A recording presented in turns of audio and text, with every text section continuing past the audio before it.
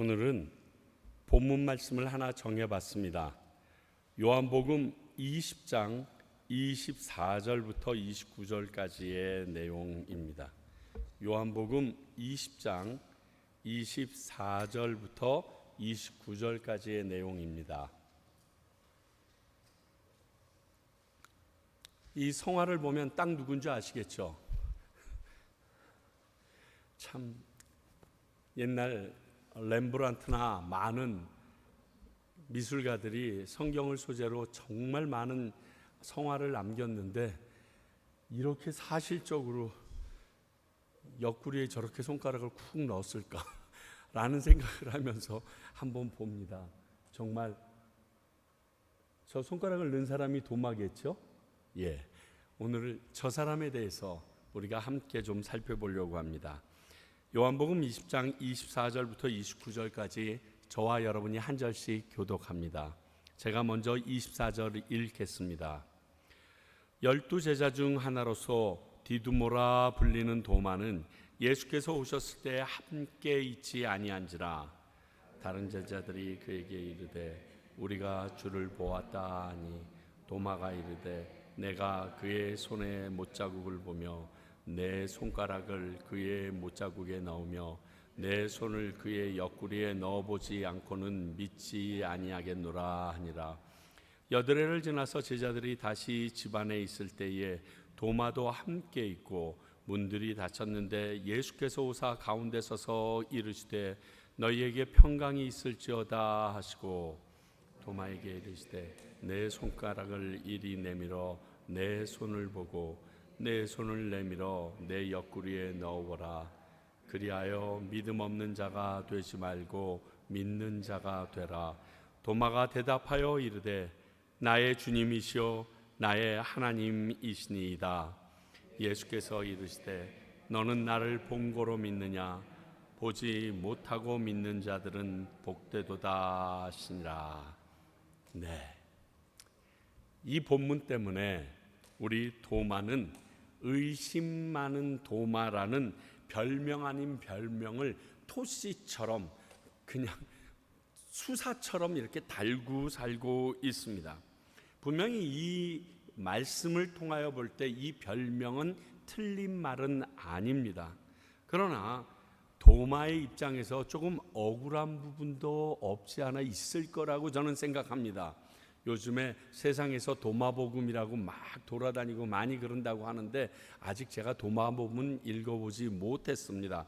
그런데 오늘 도마를 재조명함으로써 우리를 돌아보는 귀한 시간이 되기를 소원합니다. 먼저 아까 왜 억울할 거라고 생각했냐면 의심은 도마만 한 게 아니기 때문에 그렇습니다. 모든 제자들이 다 믿지 못했습니다. 자, 요한복음 20장 9절을 보게 되면요, 이렇게 가로를 쳐서 내용이 각주처럼 들어가 있는 내용이 있는데 이렇게 적혀 있습니다.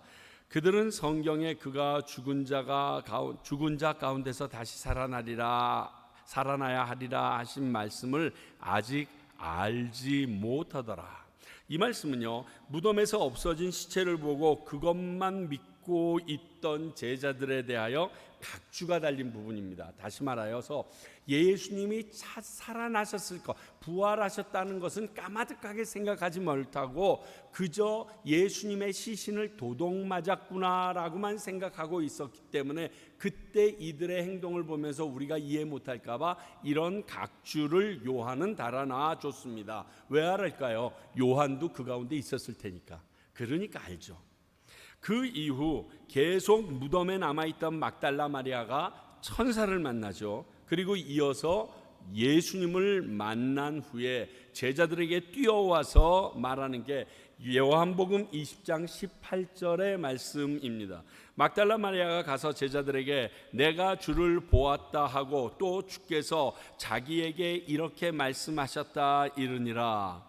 이런 마리아의 외침 뒤에 제자들의 모습이 20장 19절에 이렇게 기록되어 있습니다.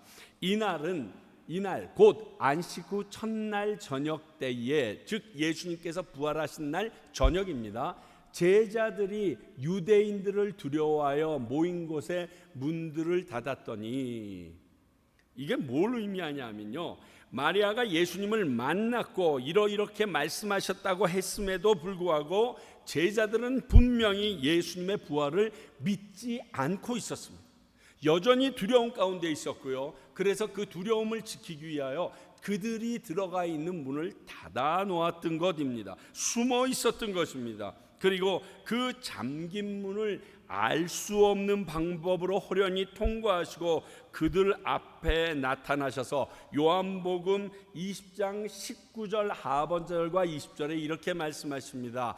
가운데 서서 이르시되 너희에게 평강이 있을지어다. 이 말씀을 하시고 손과 옆구리를 보이시니 제자들이 주를 보고 기뻐하더라. 이 사건 이후에 도마 사건이 일어난 거예요. 그러니까 그들 역시도 예수님의 이 옆구리와 손을 보고 나서야 예수님이 부활하셨다는 사실을 믿었다는 겁니다. 그런데 못 봤으니까 도마가 못 믿었는데 왜 도마만 의심 많은 도마라고 별명이 붙어서 억울한 마음이 없지 않아 있을 겁니다. 다시 말하면요, 모든 제자들도 막달라 마리아도 예수님을 본 다음에 손의 못자국과 옆구리의 창자국을 본 다음에야 믿었던 것입니다. 그런데 도마만 이런 누명을 쓴 것 같아서 참 억울하기도 합니다. 그런데 우리도 이런 의심이 지금도 있습니다. 도마가 의심이 있었던 것은 사실이었지만 그런 의심은 도마만 하지 않았습니다. 우리도 예외는 아니지 않을까요? 그래서 우리 대신 혼났다는 제목을 붙이고 싶은 게 오늘 이 설교의 제목입니다. 우리 대신 혼난 도마, 이렇게 얘기하고 싶어요. 덕분에 예수님의 몸의 흔적을 보지 않고도 예수님의 부활을 믿어야 한다는 말씀이 선포됩니다. 그래서 예수님을 직접 보지 않고 지금의 믿음을 소유하게 된 저나 여러분들은 오히려 감사해야 될 사건을 도마가 만들어줬습니다. 그렇죠? 이런 맥락에서 도마의 호기심과 궁금함을 견디지 못하는 성격은 요한복음 14장 5절에서 9절에서 지금을 사는 우리에게 굉장히 중요한 천국에 들어가는 디렉션을 제시하기도 합니다. 예수님이 이것을 말하도록 이끌어낸 게 이 의심 많은 도마의 행동에서 시작됐거든요. 자, 요한복음 14장 5절서부터 9절까지의 말씀입니다. 우리 한 절씩 교독할까요? 먼저 제가 5절 읽습니다. 도마가 이르되 주여, 주께서 어디로 가시는지 우리가 알지 못하고는 그 길을 어찌 알겠삼나이까? 예수께서 이르시되 내가 곧 길이요 진리요 생명이니 나로 말미암지 않고는 아버지께로 올 자가 없느니라. 너희가 나를 알았더라면 내 아버지도 알았으리로다. 이제부터는 너희가 그를 알았고 또 보았느니라. 빌립이 이르되 주여, 아버지를 우리에게 보여주옵소서. 그리하면 족하겠나이다. 함께 읽습니다. 예수께서 이르시되 빌립아, 내가 이렇게 오래 너희와 함께 있으되 내가 나를 알지 못하느냐? 나를 본 자는 아버지를 보았거늘 어찌하여 아버지를 보이라 하느냐? 도마의 의심 많은 시발점이 빌립 역시 궁금증을 가지고 있었고, 이로 인하여 지금을 사는 우리들도 해결되어지는 부분이 있습니다. 그렇습니다. 도마의 이런 성격이 지금 믿음 생활을 하는 우리들에게 더 많은 궁금증에서 자유케 해주는 것이었습니다. 그러므로 의심은 도마만 가지고 있었던 것이 아닙니다. 도마가 우리를 대신하여 그 궁금증, 의심의 일부분들을 풀어주는 좋은 역할을 했던 것입니다. 이것이 도마가 우리에게 주는 귀한 교훈입니다. 자, 저는 이 도마의 말씀, 오늘 요한복음 20장 24절서부터 29절의 말씀을 통해서 도마가 뭘 잘못했는가를 한번 생각해 봤는데, 예수님은 의심하지 말고 믿으라 해서 믿음이 없는 것을 책망했지만, 저는 그 전에 예수님께서 나타나실 때 제자들과 함께 있지 않은 도마를 좀 책망하고 싶습니다. 다른 말로 다 모이는데 왜 지 혼자 빠져? 이런 말로 말할까요? 모이기에 힘써야 합니다. 정말 위기의 순간이고 아무것도 소망이 없고 이제는 내가 무엇을 바라봐야 될지 모른다고 느낄 때 모이는데 더 신경 써야 합니다. 히브리서 10장 25절, 모이기를 패하는 어떤 사람들의 습관과 같이 하지 말고 오직 권하여 그날이 가까움을 볼수록 더욱 그리하자. 그날은 언제죠? 심판날입니다.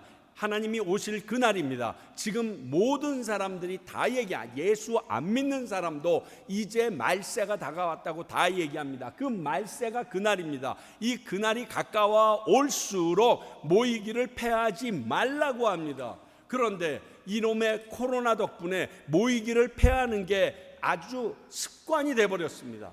목사님, 그건 아니죠. 우리들이 인터넷을 통하여 전에도 말씀드렸습니다.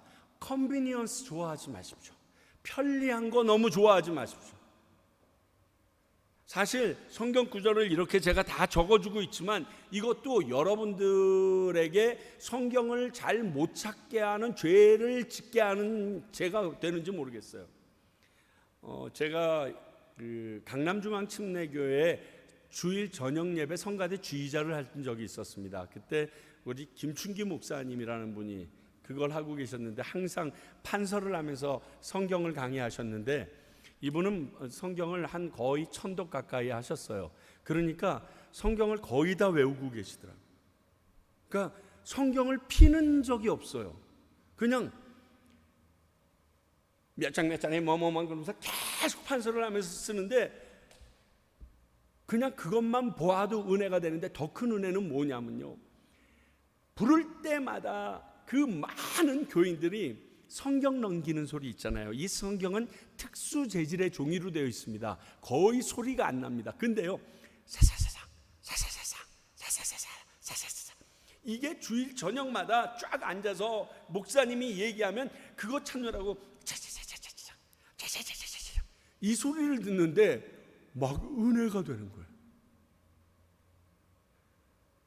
우리 어렸을 때는요, 성경 찾아 읽기 경연대회가 있었어요.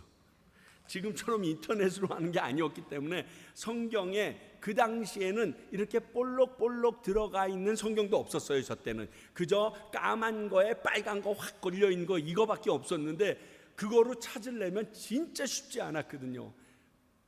근데 컨비니언스라는 것 때문에 여러분들이 성경을 안 갖고 와도 되도록 모든 것을 이렇게 편하게 해드리니까 집에서 성경책은 뭐에 쓰는지 모르겠어요. 머리 베고 주무실 때 쓰는지 모르겠는데 여러분, 정말 그거 위험한 것입니다.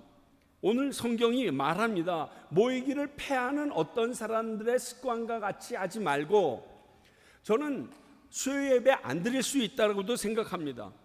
그런데 수요 예배를 교회가 없애버리는 건 좀 문제가 있지 않아요? 새벽 기도를 안 나오실 수는 있습니다. 그런데 새벽 기도를 없애버리는 건 문제가 있지 않아요?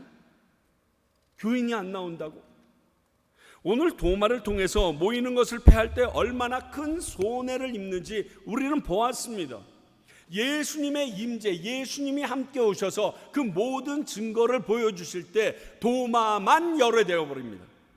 도마는 사실 다른 어떤 제자보다도 의협심이 아주 강했던 사람입니다.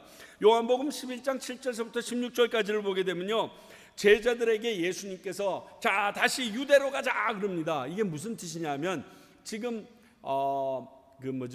나사로가 죽은 이후에 죽었다고 연락을 받고는 가지 않고 계시다가 죽었다라고 딱 주님께서 아신 다음에 자, 우리 다시 유대로 가자 그랬습니다. 그랬더니 제자들 중에 누가 이렇게 얘기합니다. 랍비여, 방금도 유대인들이 돌로 치려 하였는데 또 그리로 가시렵니까? 지금 글로 가면 돌 맞아 죽는다는 거예요. 유대 땅으로 지금 예루살렘으로 들어가는 건 말이 안 된다는 거예요. 걔네들이 있는 그곳으로 가는 것은 말이 안 된다는 거예요. 이제 곧 예루살렘으로 올라가기 바로 초입에 있는 동네이기 때문에 위험하다는 겁니다. 그러니까 나사로가 죽었으니까 가서 깨워야 한다라고 말합니다. 이 말을 듣고요, 16절에 요한복음 20장 16절 볼까? 11장 16절이요. 디두모라고도 하는 도마가 다른 제자들에게 말하되 우리도 주와 함께 죽으러 가자 하니라. 이게 도마예요. 예수님과 함께 죽을 각오까지 가진 게 도마예요. 근데 왜 도마 의심 많다고 그렇게 뭐라고 그러고 몰아붙여? 그가 잘못한 건요, 의협심도 있었고 예수님에 대한 사랑도 있었고요, 열심도 있었는데 예수님이 나타나셨을 때 그 자리에 없었기 때문에 부활하신 예수님을 만나지 못해서 이런 사단이 일어난 거예요. 많은 분들이 주일 하루면 충분하다라고 얘기하십니다. 물론 그것도 귀한 것은 사실입니다. 그러나 수요일, 금요기도회, 새벽기도회, 또 아무 집회 너무 좋았다고 얘기하면 이 사람들은 그것에 대하여 상관없는 게 아니라 질투도 나고요, 내가 못 갔는데 왜 좋아, 뭐 이런 마음도 있어서 그런지 몰라도 멸시하는 모습이 있습니다. 그리고 아예 그게 나랑 무슨 상관이야, 난 그 시간 돈 벌었는데, 그 시간 나는 텔레비 보고 좋은 시간 가졌는데, 나는 즐겼는데, 이러면서 외면해버립니다. 이게 뭐라고요? 말세의 특징이라는 거예요. 말세의 그냥 특징이 아니라 하나님께로 다가갈 수 없는 특징이라는 겁니다. 예수 그리스도와 만날 수 없는 특징이라는 겁니다. 억울하게 싫으시면요, 열심히 모임에 참석하세요. 누군 시간이 남아서 피곤하지 않아서 이렇게들 나오는 줄 아세요? 여러분들에게 얘기하는 게 아니라 지금 이를로 얘기해야겠네요. 이민 생활 다 힘듭니다. 모임이 적어지면 가장 좋은 사람이 누굴까요? 저예요, 제가 제일 좋아요. 그러나 예수님의 임재, 예수님과의 만남의 시간도 줄어들어요. 모임을 준비하고 참석하시는 분들을 위해서 최선을 다하는 것, 예수님을 만날 수 있도록 장을 만들어 드리는 게 교회가 해야 될 일이고 목회자인 제가 해야 될 일입니다. 오늘 말씀이 그 부분을 알려줍니다. 도마는요, 진짜 이거였어요, 이거. 야, 오늘 그래도 우리끼리 모여서 기도라도 해야 되지 않겠냐? 야, 예수도 죽었어. 거기 뭐 먹을 게 있다고 내가 가냐? 야, 갔다가 또 잡히면, 야, 재수 없이 잡히면 난 오늘 집에서 쉴란다. 이렇게 하고 쉬었을지도 모르겠어요. 근데 그때 그 일이 일어난 거예요. 그리고 뒤에 와가지고 뒤통수 칩니다. 나도 보기 전에는 못 믿겠다고. 그리고 예수님이 와서 그러죠. 너 그래? 자, 그럼 이거 봐라. 나는 이 말 하면 소름이 확 끼칠 것 같아요. 어이구, 이 말을 어떻게 들었나? 다 알고 계시네. 만지지도 않고 보지도, 아까 개처럼 이렇게 찔러보지 말고요, 그냥 이 말 들으면 놀라야 되는 거 아니에요? 무릎 팔딱 꿇어야 되는 거 아니에요? 사랑하는 성도 여러분, 여러분들이 예배에 빠지지 않고 모임에 빠지지 않고 함께 나옴으로 겪을 수 있는 것은 우리 가운데 임재하시는 성령님, 하나님을 만나는 것입니다. 그래서 이것이 중요합니다. 애지간하면, 특별한 경우가 아니라면 안 멈출 겁니다. 왜? 여러분들에게 한 번이라도, 제가 한 번이라도 그분을 더 만나기 위해서는, 그분의 음성을 듣기 위해서라는 이 시간이 잦아져야 하거든요. 제가 미국에서 목회할 때 우리 중고등부 어린아이서부터, 그러니까 주일학교 부서에게 명하는 게 꼭 있었습니다. 꼭 여름 성경학교와 겨울 성경학교 다 해라. 왜 그걸 다 막 어린이 부서 전도사님과 유스 전도사님들이 힘들어하죠. 근데 너희들 힘든 거 안다. 그러나 꼭 해야 된다. 그래봤자 그 아이들은 12학년 졸업할 때까지 24번밖에 그 시간을 못 가죠. 24번 동안 그들은 한 번이라도 예수님을 만나지 않으면 미국이나 여기도 마찬가지예요. 특성상 졸업하고서 부모 곁 떠나면 해결 방법이 없어요. 하나님과 만나게 할 다른 방법이 없어요. 하나님이 각권적으로 그 친구들이나 그 주변에 누구를 통하여 예수님을 만나게 하기 전에는 도저히 방법이 없어요. 그러니까 12학년 이전에 예수님을 만나게 하려면 24번 정도의 기회는 줘야 된다. 플러스 우리 유스 되면 바로 단기 선교 가자. 그래서 그 단기 선교 갔다 오면서 그들이 앞으로 공부를 왜 해야 되는지, 나의 비전이 무엇인지, 나 삶의 목표가 예수 그리스도 때문에 재조명되어지고 확정되는 시간을 갖게 하자. 그래야 애들이 바뀌지 않겠느냐. 졸업하면 손 못 대는 거 뻔히 알고 있지 않느냐. 집 떠나면 못 되는 거, 아무것도 못 건드리는 거 뻔히 알지 않느냐. 그런데 그게 정말 많이 맞아 들어갔어요. 12년 동안 그렇게 했던 아이들은 그 안에서 예수님을 경험합니다. 어린아이들은요, 서너 살 때 예수님을 만납니다. 일찍 만난 아이들은. 그리고서 울면서 기도합니다. 손 들고서. 충격받습니다. 누가? 어머니가 더 충격받아요. 그 아버지가 얘가 왜 이래?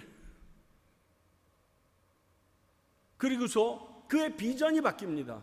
어느 날 딸아이가 와서 얘기합니다. 아빠, 나 암만 해도 선교 가야 될 것 같아. 그래서 휘튼 칼리지 갈래. 너무 감사하면서도 야, 너까지. 그런데 그 가운데 단기 선교를 다니면서 그 모든 수련회를 통하여 예수님을 만났으니까 이런 결단이 일어나는 거거든요. 모이는 것은요, 예수 그리스도의 이름으로 모이는 것은 너무너무 중요합니다. 그 안에 어떤 일이 일어날지 모르거든요. 오늘 도마의 안타까운 잘못은 제자들이 다 모여 있는 그 자리에 도마만 빠졌었다라는 사실입니다. 이걸 통해서 나의 믿음을 좀 점검해 볼 수 있지 않겠습니까?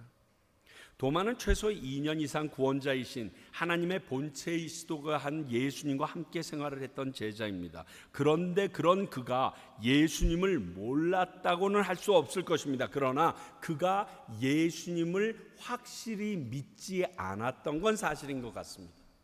이 모습이요. 매번 드리기 싫은, 아니 부담스러운 말을 반복합니다.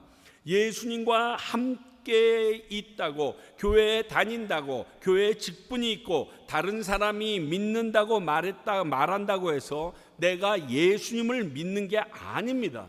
믿음은 나와 예수님 간의 개인적인 관계입니다. 철저하게 개별적인 관계입니다. 물론 공동체적으로 그분의 임재가 있을 수 있습니다. 그러나 그 공동체 안에서도 유별나게 성령님이 임하실 때 만나지 못하는 사람들이 있습니다.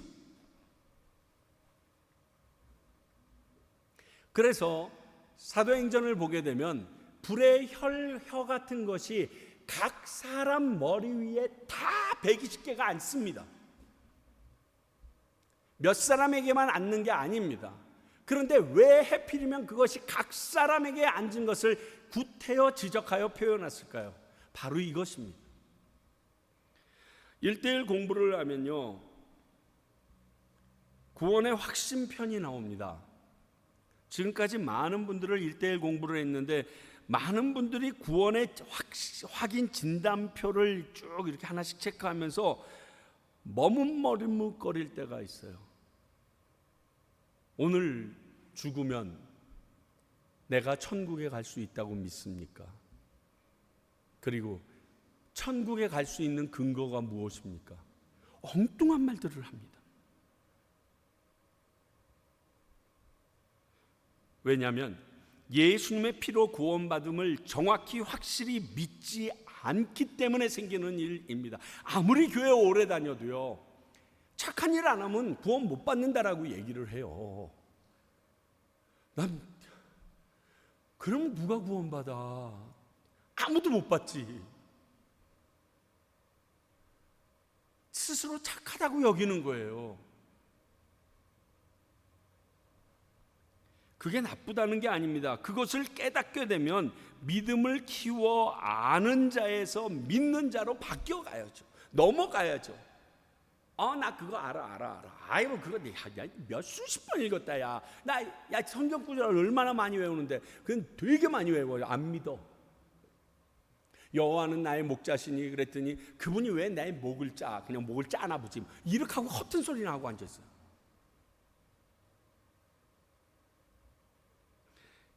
여러분 자동차 처음 배울 때 기억나세요?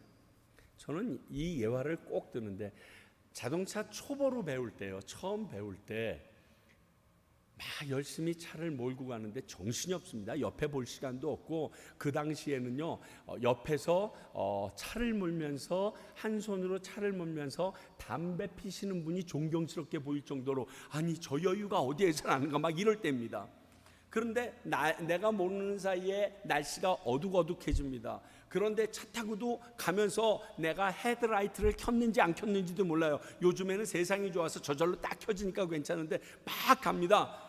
옆에서 번쩍번쩍하고 환하게 비춰주니까 몰라요. 그리고 막 가다가 집으로 가려고 우리 집 골목으로 딱 돌아서는 순간 그 깜깜한 데가 하나도 보이지가 않습니다. 그때 느낍니다. 어휴, 내가 라이트를 안 켜고 다녔네. 그리고 그때 화들짝 놀라서 켭니다. 그러면 눈앞이 갑자기 확 크게 밝아지죠. 이런 경험을 저는 몇 차례 했었습니다. 초보 때.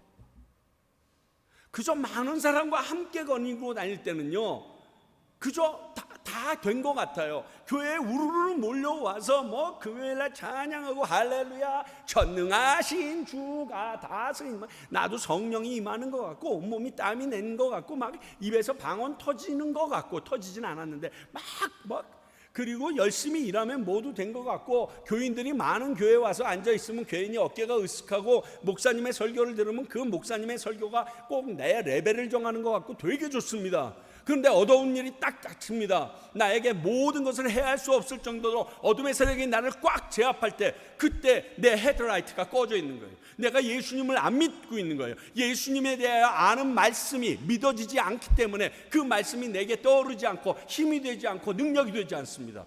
앞이 계속 깜깜합니다. 어쩌면 지금을 사는데 예수 믿는 사람들처럼 사는데 아무 어려움은 없을 겁니다. 그렇죠? 정말 예수 믿는 사람처럼 사는데 뭐가 어려움이 있겠어요? 그러나 그날 심판대가 문제입니다. 마태복음 7장 23절 그때 내가 그들에게 밝히 말하되 내가 너희를 도무지 알지 못하니 불법을 행하는 자들아 내게서 떠나가라 하리라. 요 말 들을게 될까 봐. 요 말 들을까 봐. 그날 이 같은 상황이 벌어지게 되면 어떻게 합니까? 그날 일은 오늘을 사는 내 삶의 결과입니다. 심판은 지금을 살아가고 있는 나의 삶의 모습의 결과로 주어지는 것입니다. 그때 가서는 이게 해결이 안 됩니다. 복구가 안 됩니다. 그러므로 지금 이 땅에서 살아있을 때 특히 이렇게 교회에 나오고 할 때 믿음을 점검하고 해결을 받아야 합니다.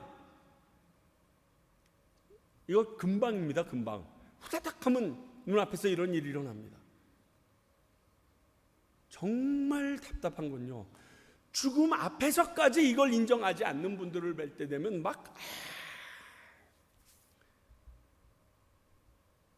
그것도 막 직분자 되시는 분이 그러면 이분 장로 나이롱뽕으로 땄나? 왜 이러시지?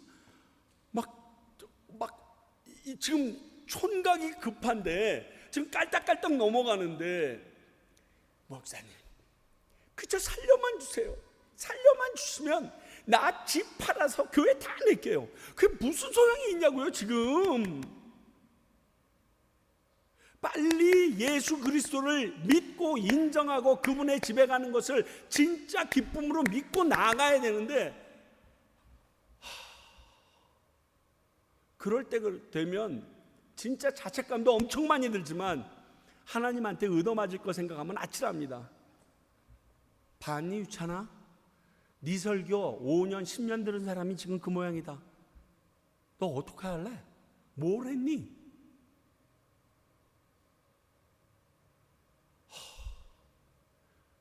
적지 않아요. 진짜 마태복음 7장에서 얘기했죠. 많은 사람들이 이렇게 얘기했잖아요. 여기에 말한 그때 내가 그들에게 밝히고, 이게 많은 사람들이라는 앞에 전제가 있습니다. 몇 명이 아니에요. 예수님을 모르는 게 아니에요. 예수님의 이름으로 기적도 행하고요, 예수님의 이름으로 모든 것을 다 했어요. 그 사람들이만 듣는 말이에요.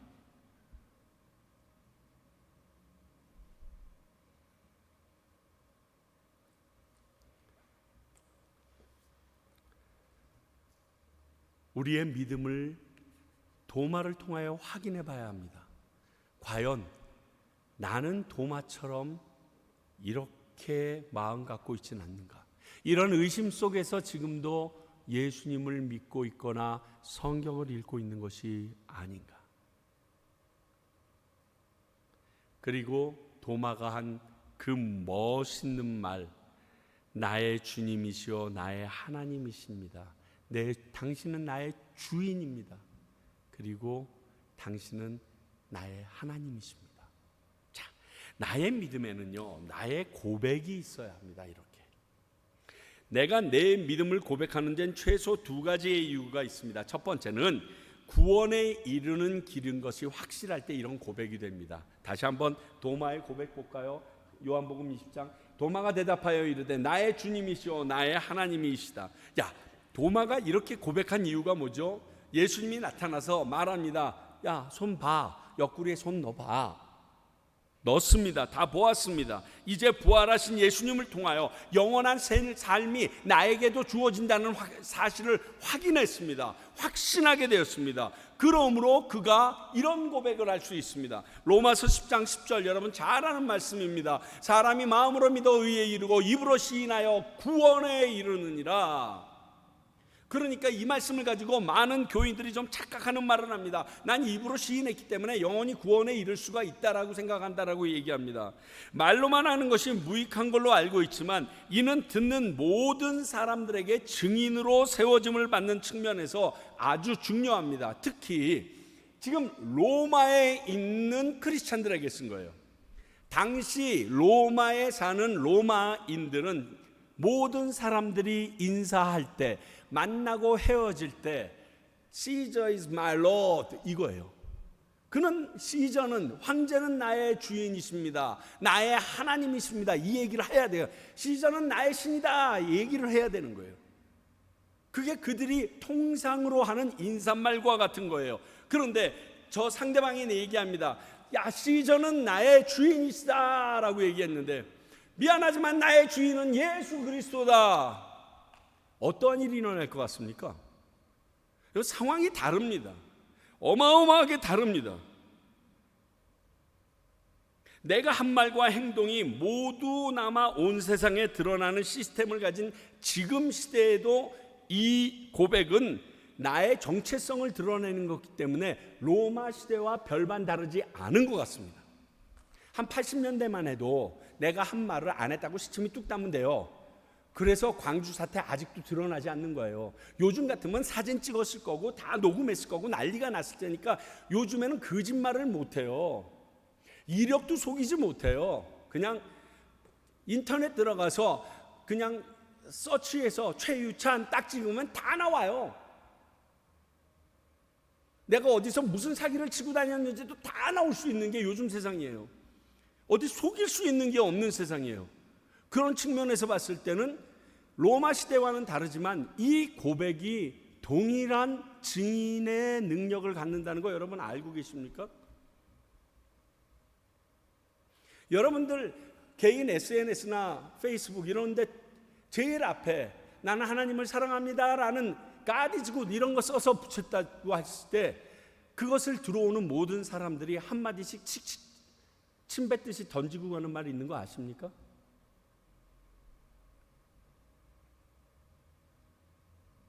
구원에 이르는 길이 쉽지 않습니다. 거기다가 하나님께 영광 돌리는 일이기 때문에 나의 고백이 있어야 합니다.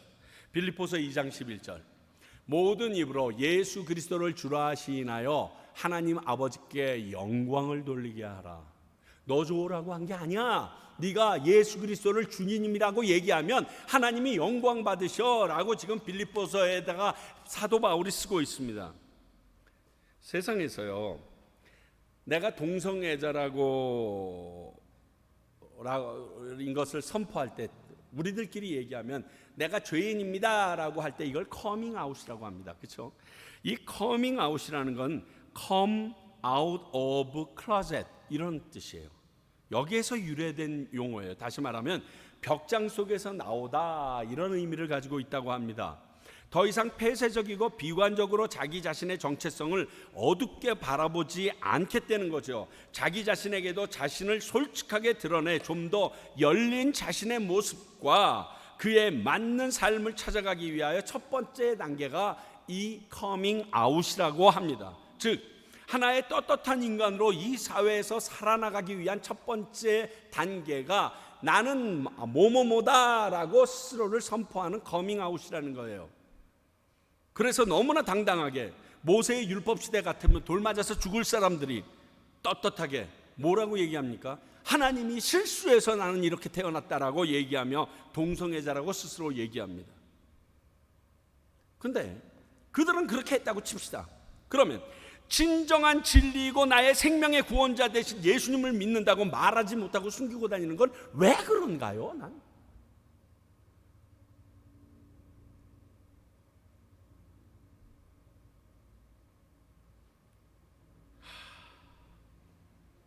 그것도 제법 교회에 오래 다녔다는 분들까지도 말합니다. 참 더러운 세상 말세가 틀림없습니다. 내가 죄인이라고 선포하면 용기 있다고 박수 받고요, 내가 진리이신 영원한 구주 예수 그리스도를 믿는다라고 얘기하면 더러운 세상 아닙니까? 구역질 나는 세상 아닙니까? 무언가 지금 잘못된 세상 아닙니까? 내가 예수를 믿는다고 말하는 것이 죽는 일이고 엄청난 손해를 당한다 할지라도 우리는 해야 합니다. 예수쟁이라고 좀 찍히십시오. 야, 더 이상 나한테 예수라는 얘기 하지 마라, 교회 다니자는 얘기 좀 하지 말라, 이 말 들어보신 분 회개하십시오. 그 좋은 걸 왜 안 듣습니까? 여러분 혹시 뭐 이 동네에도 있는지 모르지만 여기 명품관에서 그 비싼 명품백 70% 세일하면 아마 전화기 불날걸요, 한국 사람들. 그리고 아침부터 줄 쫙 서 있을걸요.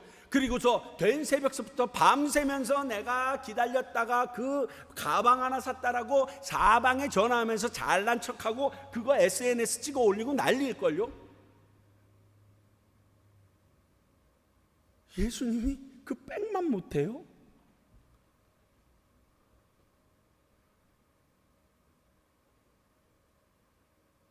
샬롯에 가면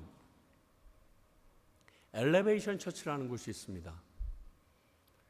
지금 미국에서 가장 빨리 성장하는 교회 중에 하나 있는데 지금도 그런지는 모르겠습니다. 이 교회가 지교회가 10개 정도가 샬롯 안에 있습니다. 근데 그 10개 교회가 동시 새들라이트로 모든 예배를 치릅니다. 그러니까 동시에 한 목사님이 어느 예배당에서 예배 드릴지 모르지만 예배를 드리면 우리가 알고 있는 것처럼 이런 스크린이 아니라 스크린이 이만해요. 그래서 진짜 목사님 실제 크기로, 어떨 때는 홀로그램으로, 어떨 때는 안경 전부 다 나눠주는데 그거 키면 입체로 딱 앞에 나타나십니다. 근데 제가 도전받은 건 다 들어갈 수 있는 게 아니에요. 자리가 이렇게 딱 정해져 있습니다. 내가 앉고 싶은 대로도 못 앉아요. 들어오는 순서대로 그냥 쭉쭉쭉쭉쭉 찾아서 앉아야 되는데, 예를 들어 우리 교회처럼 270석이다라고 얘기하면 271번 받은 사람은 들어오지 못하고 예배 끝날 때까지 1시간 10분을 밖에서 번호표를 받고 기다려야 됩니다. 그래서 토요일 날 2번, 주일 날 2번 예배를 드리는데 그 예배 4번 드리기 위하여 번호표를 받고 기다리고 있습니다. 예수님 만나는 거 이 정도 돼야 되는 거 맞지 않아요? 거기 줄 서 있는 사람들 보면서 지나가는 사람들이, 믿지 않는 사람들이 야, 뭐 저렇게까지 해서 교회 다닐 필요 있나? 이런 얘기들 합니다. 지는 밤새고 썩어 없어질 백 하나 닫으려고 그 전날부터 밤새고 앉아 있으면서 영원한 생명을 주는 예수님 만나려고 1시간 10분 기다려 있는 것, 그게 무슨 문제예요? 여러분, 우리 이러한 고백이 터져나와야 돼요. 그냥 보면 저 예수쟁이 알아야죠. 그게 왜 부끄러워요? 그게 무엇이 잘못이에요? 성경이 얘기한 거 아시죠? 네가 나를 부끄러워하면 나도 너 이 다음에 하늘나라 왔을 때 부끄러워할 거야.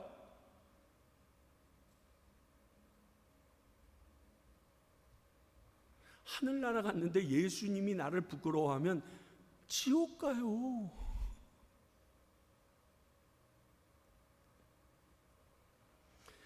여기에 하나만 더 생각해 보겠습니다.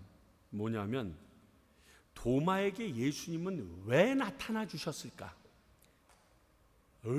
나 같으면 믿지도 않고 관둬라 하고 제끼고 싶은데 예수님이 나타나셨단 말이에요. 의심하고 믿음 없는 도마에게 하나님이 굳이 예수님을 통하여 나타나신 이유가 뭔지 궁금해집니다. 생각해보면 첫 번째는 도마를 능력 있는 부활의 증인으로 세우기 위해서 이 일이 필요했습니다. 그렇습니다. 전에도 말씀드린 적이 있는데 토끼를 본 사냥개가 끝까지 달려갑니다. 남이 하니까 군중 심리로 하던 사람은요, 조금 지나면 못합니다. 예수님을 무덤에서 살아난 그대로 부활하신 예수님을 봤습니다. 전승에 의하면 인도에까지 가서 그 환난과 핍박 가운데서도 복음을 전할 수 있는 이유가 여기에 있었어요. 난 봤거든. 그 부활하신 예수님 옆구리에 손가락 넣어봤거든. 근데 어떻게 못 믿어? 이처럼 확신에 찬 증인을 만들기 위하여는 예수님께서 그 자리에 나타나실 수밖에 없었다는 것입니다. 죽기를 각오하고 싸우는 사람이 가장 무섭습니다. 그래서 여러분, 명량이라는 영화에서 나왔듯이 필사즉생 필생즉사, 이렇게 해서 싸우면 이긴다라고 이순신 장군도 알고 있는 말이에요. 여러분, 죽음을 불사하는 능력은요, 부활의 예수님을 본 사람이라면 더욱 강하게 될 것은 기정사실입니다. 그렇잖아요. 뭐가 겁신하겠어요? 뭐가 겁신하겠어요? 죽어도 사는데 뭐. 또 하나는 하나님께서 예수님께 주신 자는 한 명도 빼앗기지 않겠다는 사실을 확인시켜주는 작업이었기 때문에 그렇습니다. 요한복음 10장 27절 28절, 내 양은 내 음성을 들으며 나는 그들을 알며 그들은 나를 따르리라. 내가 그들에게 영생을 주노니 영원히 멸망하지 아니할 것이요 또 그들을 내 손에서 빼앗을 자가 없느니라. 예수님의 양이 되면요, 예수님이 그 누구에게도 안 뺏긴다라는 예수님의 약속이 반드시 이루어진다는 것을 우리로 알게 하시고, 우리도 이렇게 흔들릴 때 도우시사 하나님의 자녀로 남아있도록 해주신다는 그 약속입니다. 우리가 예수님의 말씀을 믿고 순종해야 하는 이유도 여기 있습니다. 예수님의 말씀은 다 이루어지니까. 우리가 잘못해요 죄를 지었어도 회개하고 돌이켜야 될 명분도 여기에 있습니다. 그대로 죄를 가지고 있으면 우리는 어떠한 상황에 있었어도 주님 앞에 갈 수가 없습니다. 심판의 자리에 들어가 영원한 끓는 불에 들어갈 수밖에 없습니다. 그러나 우리가 잘못하여 죄를 지었어도 회개하면 돌이킬 명분을 이렇게 주신 것이 이 말씀입니다. 세상은요, 한 번의 실수나 죄로 영원히 갇히는 경향이 있습니다. 흔히 전과자라는 미명 아래 그에 대해서 아무리 아름답게 살아도 해결을 해주지 않습니다. 레미제라블이 그거예요. 장발장님. 그렇게 아무리 좋은 일을 했어도 그가 잘못했다는 그 전과 때문에 끊임없이 좋지 않은 소리 듣고 잡으러 다니는 사람이 있다니까요. 그러나 하늘나라는 다릅니다. 만일 우리가 죄에서 자백하면 그는 미쁘시고 의로사 우리를 죄에서 사하시고 우리를 모든 불의에서 깨끗게 하실 것이요. 이 약속이 주어진 게 우리예요. 예수 그리스도의 보혈로의 공로로 이같이 회복됨을 선포하셨습니다. 그러므로 온전해져서 천국 백성으로 갈 수 있기 때문에 예수님의 이 말씀은 100% 사실입니다. 오늘 도마도 이런 예수님의 능력으로 회복됨을 경험한 존재로 나타난 것입니다. 그리고 여기에 나와 여러분도 포함됩니다. 그 혜택에 들어갑니다. 그래서 미국에서는 중고등학생, 아니 초등학생한테도 맨날 선생들이 나와서 하는 말 이런 게 있습니다. God is good. 그렇게 외치면 아이들이 all the time. 선생님이 all the time 그러면 애들이 God is good. 그렇습니다. 항상 하나님은 최고이시며 선하십니다. 누구에게? 나에게. 그게 성경의 약속이에요. 그것을 알려주시고 그것을 확인시켜 주기 위하여 도마에게, 그 의심 많은 도마에게 불어 나타나셨어요. 사랑하는 성도 여러분, 의심 많은 도마인지 의심 많은 최유찬인지 한번 이 시간 확인해 보시죠. 내가 의심이 많은데 도마처럼 회복될 수 있다라는 것도 염두에 넣으셔야 됩니다. 그 좋으신 하나님, 그 예수님의 말씀 믿고 따라가는 저와 여러분 되길 바랍니다. 기도하겠습니다. 하나님 아버지 감사합니다. 저희들에게 오늘 도마의 모습을 통하여 나를 돌아보게 하시고 내 안에 또 놀라운 회복이 있음도 깨닫게 하여 주시니 감사합니다. 사랑의 주님, 그 주님을 우리가 매번 이렇게 경험하고 나아가기를 소원합니다. 저희들이 하나님의 말씀을 믿고 따름으로 말미암아 내게 주어지는 그 놀라운 은혜에 대하여 조금도 의심하지 않고 살아가는 주의 백성들, 또 주님은 나의 구주이십니다 자신 있게 선포하는 우리들의 입술과 삶이 되도록 이끌어 주시옵소서.